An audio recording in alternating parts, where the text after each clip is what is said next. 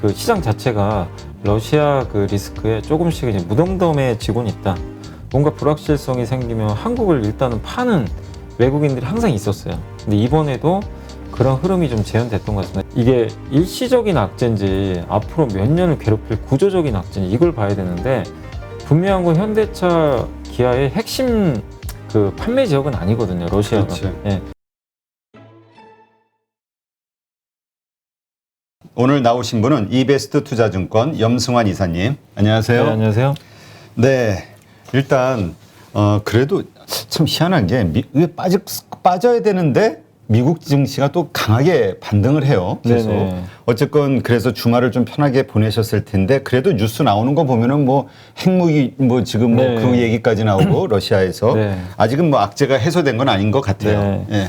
그러니까 지금 시장이 사실 이제 주말 금요일 날 딱 끝나고 이제 토요일 아침 됐을 때는 많은 분들이 기분이 좀 그래도 조금 괜찮았다고 느꼈을 텐데, 왜냐면 미국 증시가 또 빠질 줄 알았는데 그날 2% 이상 급등을 했고, 특히 다우 지수가 크게 오르면서 한국 증시도 이제 월요일은 좀 괜찮겠구나, 좀 동반해서 가겠구나, 이런 생각들을 많이 하셨을 텐데, 주말에 이제 일요일 되면서 좀 악재들이 나오기 시작했죠. 이제 스위프트라는 이제 국제 뭐 달러 결제망이라고도 하는데, 거기서 러시아를 배제하겠다, 또 푸틴 대통령은 뭐 핵무기 얘기를 또 꺼냈더라고요. 그래가지고 이런 부분들이 어쨌든 증시에는 당연히 좀 불편한 요소죠. 또 이게 긴장감을 조성할 수 있는 그런 단어들이 나오다 보니까 결국엔 이제 증시가 오늘 좀 안 좋게 스타트를 끊었고, 실제 지금 미국의 나스닥 선물 지수가 아침에 우리나라 장이 열리기 전에 마이너스 2.5%. 그러니까 하락한 거, 그러니까 상승한 거 이상으로 금요일에 이제 그 장중에 나스닥 선물이 밀리다 보니까 국내 증시는 이제 하락세로 오늘 좀 출발을 했고, 근데 확실히 뭐 시장이 이렇게 무너졌다, 이렇게 보실 필요는 없는 게, 이렇게 뭐 증시 분위기가 뭐 오르락내리락 하고 있는 와중에서도 오늘 보면은 그래도 상승 종목이 더 많아요. 그러니까 이런 좀 어수선한 분위기에서 상승 종목이 많다는 거는 투자 심리가 예전처럼 이렇게 급격히 악화됐지는 않았다라고 보시면 좋겠고, 사람들이 그냥 뭔가 좀 이슈가 있거나 이건 괜찮네 하는 쪽으로는 매수가 들어가는 것 같아요. 오늘 보면 원자력 발전주라든가 또 오늘 보면 뭐 일부 조선 기자재 쪽이라든가 뭐 이렇게 친환경주라든가 이런 쪽에 대해서는 오히려 저가 매수를 하면서 증시가 종목 장세로 좀 움직이고 있고, 또 반면에 철저하게 이 러시아 우크라이나 전쟁 피해주라고 불리잖아요. 뭐 자동차 이런 쪽에 대해서는 철저하게 또 매도를 하면서 시장은 이렇게 완전히 무너지거나 그런 게 아니라 그냥 종목별로 거기서 호재면 좀 오히려 사고 악재면 파는 그런 좀 종목 장세 흐름이 오늘 좀 나와주고 있는 것 같습니다. 그래서 시장이 지난주까지는 정말 뭐 조그만 악재에도 민감하게 반응을 하면서 증시가 막 무너지고, 또 조그만 호재 나오면 그냥 급등하고 이런 양상이었는데, 지금 이번 주 출발 흐름을 봤을 때는 확실히 좀 그 시장 자체가 러시아 그 리스크에 조금씩 이제 무덤덤해지곤 있다. 오히려 시장이 기업별로 좀 차별화되는 그런 움직임으로 좀 가고 있어서 조금 적응은 해가는 그런 단계가 아닌가라고 좀 보고 있습니다. 네. 하여튼 그 같은 뉴스가 한번 시장이 악재로 작용한 네. 다음에 그 다음서부터는 반등 이후에는 별로 그렇게 그 효력을 발휘 못하는 것 같은 느낌이 들어요. 네, 그러니까 이게 우리가 모르는 새로운 악재가 그러니까 또 나오면 증시가 또 한 번 민감하게 반응을 하는 게, 이제 그 긴축 이슈도 보시면 우리가 사실 이제 올해 같은 경우 미국이 연준이 금리를 뭐 5번 올릴 거다 이런 것들도 이제 나왔는데, 새로운 건 아니었는데 갑자기 이제 한 번에 0.5% 올린다는 뉴스가 뜨니까 증시가 뭐 또 급락했거든요. 그러니까 뭔가 우리가 생각지 않은 새로운 악재가 또 나오면, 뭐 러시아 사태도 예를 들면 뭐 그냥 우리가 예상치 않았던 뭐 상황이 또 발생을 한다면 또 충격을 받겠지만, 예상 범위 안에서 그냥 어떤 악재들이 계속 나온다면 그 부분은 그렇게 주가에 큰 영향을 주지 않는다고 보시면 좋을 것 같아요. 그리고 오히려 이렇게 좀 러시아하고 우크라이나 사태가 좀 발생하다 보니까 이번에 그 다음 달이죠, 3월 FOMC에서 미국 연준이 50bp 0.5% 인하하는, 그러니까 금리를 올릴 가능성은 거의 지금 없어져 버렸어요. 그래서 0.25%로 아마 인상을 할 것 같은데, 이건 어떻게 보면 이제 증시에 좀 안전반 역할을 해주는 거죠. 긴축 이슈가 너무 셌는데 오히려 전쟁 리스크 때문에 연준 위원들도 이게 생각이 좀 바뀐 거죠. 이번에 잘못하면은 또 뭐 그런 표현들도 많이 하시더라고요. 빈대 잡으려다 그 초과상관 다 태운다. 그러니까 뭐냐면 물가 때문에 물가 잡으려다가 경기를 망가뜨릴 수 있다라는 그런 우려감이 점점 커지고 있는 것 같아요. 그래서 오히려 긴축 이슈가 조금 완화되고 있어서 이 부분은 오히려 좀 호재로 좀 작용을 하고 있는 것 같습니다. 네. 일단 지금 그 원달러 환율이 한 1207원, 8원 정도 전후 이렇게 가고 있는데 오늘 외인들이 한 2천억 정도, 그렇죠. 외인들이 한 2천억 네. 정도 코스피를 팔고 있는데 이거 어떻게 뭐 의미 있는 걸로 봐야 될까요? 그러니까 지금 지난주 언제부터죠? 지난 이제 2월 22일부터인데요. 그때부터 외국인들이 계속 지금 매도를 하거든요. 3천억, 2천억, 6천억, 1천억, 2천억. 한마디로 좀 전쟁 리스크에 반영을 하고 있고, 특히 러시아 리스크가 이게 미국에는 사실 큰 영향을 안 주는데 신흥국이나 유럽에 좀 영향을 준다고 합니다. 특히 유럽 같은 경우는 러시아 의존도가 높잖아요. 천연가스나 이런 것들이. 또 러시아 루블화는 신흥국 통화거든요. 루블화 가치가 폭락을 하면은 이게 원화에도 어쨌든 일부 영향을 줄 수가 있거든요. 그래서 외국인들이 어쨌든 이제 같은 신흥국의 범주에 있다 보니까 한국 주식 시장을 좀 오히려 좀 약간 리스크 해지를 좀 하면서 비중을 좀 줄이는 모습이 나오는 것 같아요. 그러니까 이게 한국의 문제라기보다는 항상 그렇지만 외부 변수가 생기면 뭔가 불확실성이 생기면 한국을 일단은 파는 외국인들이 항상 있었어요. 근데 이번에도 그런 흐름이 좀 재현됐던 것 같습니다. 실제 진짜 전쟁이 발발하고 나서 그 전만 해도요, 전쟁 날 듯 말 듯 할 때는 외국인들이 오히려 한국 주식을 샀었어요. 굉장히. 그렇죠. 예. 근데 진짜 전쟁이 발발하니까 그날부터 그냥 바로 포지션을 바꿔가지고 일단 현금화를 하고 있거든요. 그래서 한국의 문제다 이렇게 보긴 좀 어렵고 전쟁 리스크에 그냥 대비해서 외국인들이 과거에 그랬던 것처럼 유동성이 좋은 한국에서 현금을 일단 회수한 다음에 전쟁 리스크가 완화되면 아마 다시 들어올 것 같아요. 그래서 이거는 항상 우리나라의 좀 숙명인 것 같아요. 우리나라 증시가 좀 억울한 게 유동성이 너무 좋아서요. 외국인들 그냥 타겟팅이 돼 있어요. 위기 생기면 일단 한국에서 빼자. 안녕하세요. 815 모니톡 시청자 여러분. 이베스트 투자증권의 염승환 이사입니다. 2022년도 주식시장 전망과 투자 방향이 담긴 요약집을 제가 직접 작성하였으니 새로운 투자를 준비하시는 마음으로 꼭 한번 읽어보시기 바랍니다. 신규 발간된 2022 트렌드 요약집을 받을 수 있는 방법을 알려드릴게요. 요약집은 이베스트 투자증권 계좌를 처음 만드신 신규 고객님이라면 누구나 신청 가능합니다. 계좌 개설하는 방법 안내해 드릴게요. 먼저 플레이스토어, 앱스토어에서 이베스트 모바일 앱을 설치하신 후 다이렉트 계좌 개설을 진행하시기 바랍니다. 계좌 개설 시 개설점은 반드시 다이렉트로 선택하셔야 합니다. 마지막으로 이벤트 코드란에 815를 입력하시면 이벤트 신청이 완료됩니다. 이벤트 신청 고객님께는 요약집뿐만이 아니라 주식 투자 시 바로 사용 가능한 주식 상품권 5,000원권도 저희가 입금해 드리니 참여하셔서 혜택 모두 꼭 받아가셨으면 좋겠습니다. 2022년 주식시장 전망과 메가 트렌드 산업 내용, 주식 트렌드 요약집에서 꼭 확인해 보세요.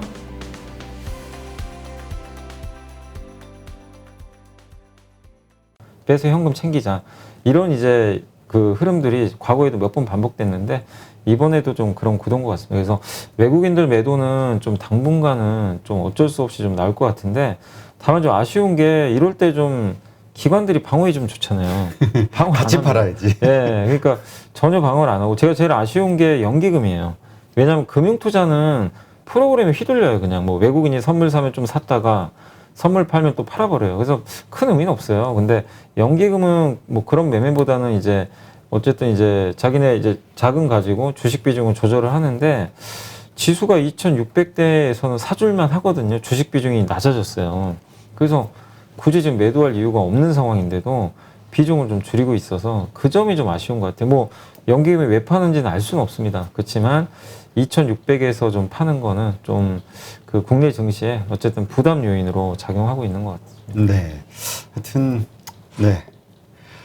그렇습니다. 우리가 뭐 연기금에 항상 아쉬움을 토로할 수밖에 없는 네. 상황이라 지금 댓글창에서도 계속 얘기하는 게 현대차 아이오닉 네. 실적도 좋고, 그러니까 그 반응도 좋고 이런데 못 올라가는 거에 대해서 이제 한탄을 하는데 네. 이게 사실 뭐 러시아에 공장도 있고 뭐 자동차 공장도 있고 좀 직격탄을 맞은 거죠. 네. 그러니까 이게 자동차 갖고 계신 분들 정말 속상하실 것 같아요. 왜냐하면 이제 그 공급망 이슈가 조금씩 완화되기 시작했고요.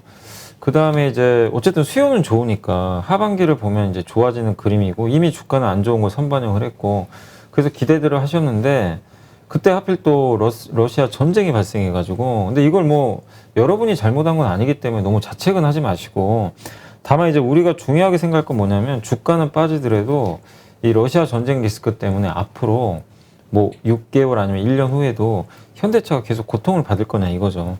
근데 그걸 감안해 봤을 땐 지금 하락은 좀 과도한 게 아닌가라고 말씀드리고 싶고 이건 이제 증권사 보고서를 좀 제가 몇 개 좀 말씀을 드리면 삼성증권에서 나왔던 이제 오늘 자료인데 영향은 분명히 있겠죠. 당연히 뭐 왜냐면 지금 러시아 자동차 시장에서 그 기아가 2등이고요. 기아가 시장 점유율이 2등이고 현대차가 3위예요. 아, 근데 비율이 높네요. 네, 비율이 꽤 높아요. 둘이 합치면 1등이에요. 합치면 1위입니다.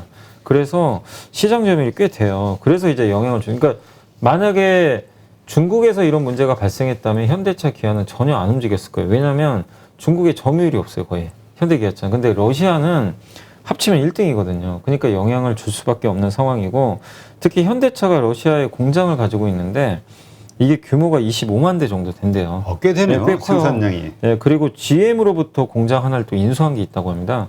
그게 10만 대 정도 된대요. 생산량이. 근데 거기서 기아의 리오라는 자동차를 현대차 공장에서 위탁 생산까지 해줘요. 그러니까 기아는 공장이 없고 현대가 이제 공장이 좀 어느 정도 있는 그런 상황인데 그러다 보니까 이제 여기서 또 생산하는 그 어떤 자동차들이 혹시 뭐 해외로 수출한다거나 이럴 때에도 루브라로 이제 결제를 하게 되거든요. 근데 지금 오늘 보니까 루브라 가치가 30% 폭락을 했대요. 그러니까 현대차 기아 입장에서는 그 가치 평가 손실을 입을 수밖에 없는 거죠. 루브라 때문에. 그래서 이런 것들이 좀 작용하는데 근데 삼성증권의 이제 보고서를 이제 빗대서 말씀을 드리면 현대차 같은 경우는 만약에 2021년도 기준 실적으로 놓고 봤을 때 이게 만약에 그 판매가 이제 만약에 안 된다면 최악의 좀 경우를 감안했을 때 2천억 정도 손해를 볼 수가 있대요. 아, 그러면은 매출에서요? 아니면은 이익단에서? 이익단에서. 그러면 순이익 대비 4% 정도 감소하는 거고 기아는 5% 정도 감소하니까 주가가 그만큼은 사실 빠졌어요. 최근에. 그래서 반영은 됐다고 보시면 돼요. 그러니까 그 정도 빠지는 만큼의 주가 하락은 좀 나왔다. 그래서 더 너무 여기서 우려하지 말자. 그런 내용이고 그리고 KB증권에서 이제 뭐라고 썼냐면 현대차하고 기아는 어느 정도 좀 노출이 돼 있잖아요. 근데 부품사도 좀 적어줬는데 현대모비스 같은 경우는 정확한 러시아 매출 비중은 알려지지 않았다고 합니다. 예, 않았지만 어쨌든 이제 러시아에 공급하는 그 공장에 공급하는 비중이 글로벌에서 차지하는 비중이 한 3.6% 정도는 된다. 이렇게 보시면 좀 좋을 것 같고 다만 환율 리스크는 별로 없다고 합니다. 그래서 현대모비스는 완성차보다는 좀 영향은 더 제한적이에요. 그리고 그 외에 그 만도하고 한온 시스템도 큰 회사들인데 이 회사는 러시아 매출 비중이 별로 없대요. 만도가 1%, 한온 시스템은 거의 없다고 합니다. 그냥 그래서 상대적으로 좀 부품사 영향은 좀 제한적이라는 거 그거 염두에 두시면 좋겠습니다. 어쨌든 이제 자동차가 뭐 이런 비중이나 제한적인 그런 걸 떠나서라도 지금 투자 심리가 안 좋은데 이런 뉴스가 생기다 보니까 자꾸 이제 주가 흐름이 좀 안 좋은 상황인데 다만 이제 역으로 우리가 올해 하반기 또 어떻게 될지 모르겠지만 투자자 관점에서 항상 생각할 건 뭐냐면 내가 단타할 게 아니라면 항상 저는 이게 일시적인 악재인지 앞으로 몇 년을 괴롭힐 구조적인 악재인지 이걸 봐야 되는데 분명한 건 현대차 기아의 핵심 그 판매 지역은 아니거든요. 러시아가. 그렇지. 예, 제일 중요한 건 그리고 어차피 앞으로 전기차로 승부할 시장이에요. 거기는 유럽하고 미국입니다. 러시아가 중요한 시장은 아니거든요. 아직은. 그런 걸 봤을 때 구조적인 문제는 아닌데 어쨌든 주가는 마치 구조적인 문제처럼 폭락을 해 있어요. 그래서 저는 역발상으로 보면은 이거를 오히려 그냥 도망갈 게 아니라 하반기를 보고 더 싸게 살 수 있는 기회가 아닌가. 저는 사실 이렇게 말씀을 드리고 싶어요. 지금 막 좋은 기업들 있잖아요. 막 올라가고. 예를 들면 방산, 원자력발. 예. 이거를 지금 살 거냐, 현대차를 살 거냐. 저는 당연히 현대차예요. 그렇게 선택을 한다. 왜냐하면 당장은 이런 얘기하면 이상하다고 생각할 수 있는데 이미 왜냐하면 원자력이나 방사는 누구나 좋은 거 지금 알잖아요. 노출이 됐어요. 근데 여기서 내가 뒤늦게 들어가서 수익을 낸다. 아니면 또 우리가 기대했던 게 현실 안 되면 작년에 기억하시잖아요. 애플 카 이슈로 현대차 급등했다가 현실 안 되니까 주가 무너져 버린 거. 그러니까 저는 너무 좋을 때는 오히려 좀 조심하고 최악일 때는 오히려 거기서 기회가 생긴다고 좀 보고 있거든요. 그래서 현대차가 지금보다 더 나빠질 수 있을까? 다 노출이 됐는데 그러니까 그걸 생각한다면 현대차 시간이 걸리겠죠. 당연히 한두 달 정도의 시간은 걸리지만 이걸 너무 두려워하지 마시고 악재가 해소되는 오히려 가정으로 좀 생각을 하시고 여유를 가지고 투자하시면 좀 좋지 않을까 싶습니다. 네. 그러니까 뭐 진짜 단기 투자하시는 분들 트레이딩으로 네. 잘 알아서 요거 있어 들어가서 먹고 나고 맞고 이렇게 막 이렇게 해서 자신 뭐, 있으신 네. 분들이야 뭐 하시면 되죠. 그 다른 뭐 네. 빠르게 움직일 수 있는 모멘텀 있는 걸 하겠지만 네. 중장기 투자하시는 분들은 오히려 좀 기다리는 투자 하시는 분들에게는 적합한 네, 뭐 그러니까 저는 상황이다. 오히려 좀 반대로 보자. 길게 봤을 때는 최악인 게 더 오히려 지금 낫지 않나. 근데 이게 사실 그 이 반도체 공급 부족 그러니까 결국 네. 그 뭐죠 이 공급단에서의 문제 때문에 자동차주가 못 간 거 아니냐가 이제 계속 사실 그랬죠. 시장의 네, 일반적인 맞아요. 생각이잖아요. 근데 그 상황에서 이제 러시아 쇼크 터지니까 원래 그 전에 바닥은 찍고 있었거든요.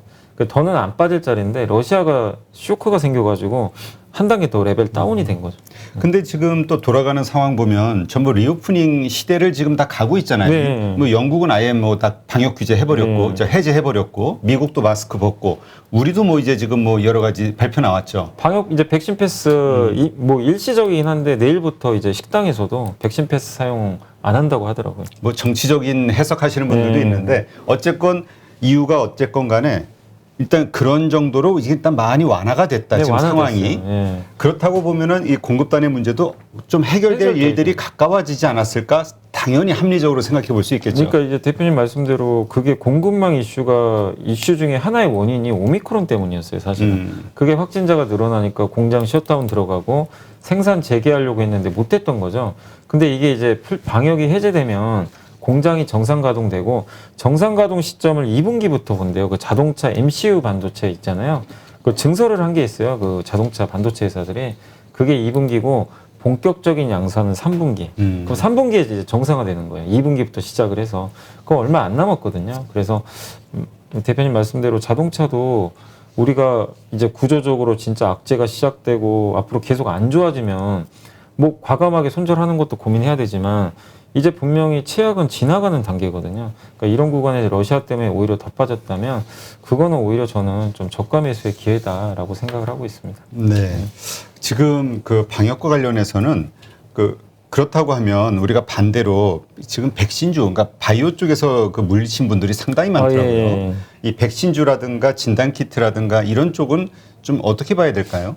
이게 몇 번 반복이 됐거든요. 그러니까 백신주나 진단키트주를 작년에 한 번씩 이제 뭐죠 리오프닝 하려는 움직임 나오면 주가 폭락해가지고 못 가다가 갑자기 변이 바이러스 한 2번 생겨서 주가 회생하고 반복되는데 제가 그래서 이번에도 사실은 그랬어요. 많이 이제 다른 방송에 상담할 때도 그때 한참 이제 그 우리나라 확진자 늘어서 막 급등할 때도 오히려 좀 역으로 지금은 좀 줄여야 된다. 좋을 때 줄이고 안 좋을 때 차라리 담는 게 낫다.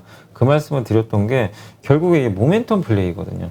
근데 정확한 타이밍은 알 수는 없어요. 근데 지금 백신주들이나 그 진단키트 쪽 모멘텀이 누가 봐도 꺾여버렸잖아요. 그러니까 확진자가 아무리 늘어도 이제는 백신 접종도 당연히 줄 수밖에 없고 진단키트 사용도 앞으로 지금은 아닌데요. 향후에 줄 수밖에 없거든요. 그걸 미리 선반영하는 거예요. 그래서 진단키트나 백신을 뭐 지금 이렇게 많이 빠졌는데 굳이 매도할 필요는 없습니다. 이미 충분히 조정은 받았으니까 다만 올라가려면 모멘텀이 있어야 돼요.